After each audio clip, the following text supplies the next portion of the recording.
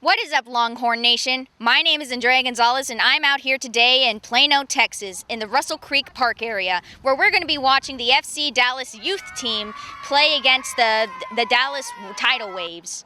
And here, we're going to be seeing them go against them in order to go for the fall tournament later on. Here's what's going to happen. The girls start charging on both sides, trading sideline blows back and forth between teams and back onto the field like ping pong. These girls have been playing soccer together since elementary school, all born in 2012. Been playing for this long, both of these teams are evenly matched.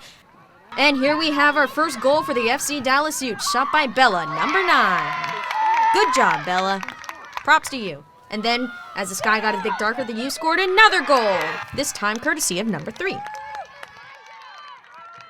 It just hit halftime, but it appeared the winning girls were getting a bit cocky. So, the coach reminded them of the game plan with some advice. As I always say, I can't control the ref, I can't control the weather, and I can't control the other team. Same with y'all. The only thing we can control is how we play with each other. Unfortunately, they did not listen to that advice, as the Tidal Waves managed to catch up in a blue streak as blue as their uniform.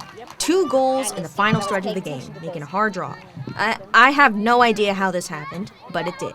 So, listen to your coaches, girls. And that was the result. Here we saw a hard, well-earned tie between the FC Dallas Youths and the Dallas Tidal Waves.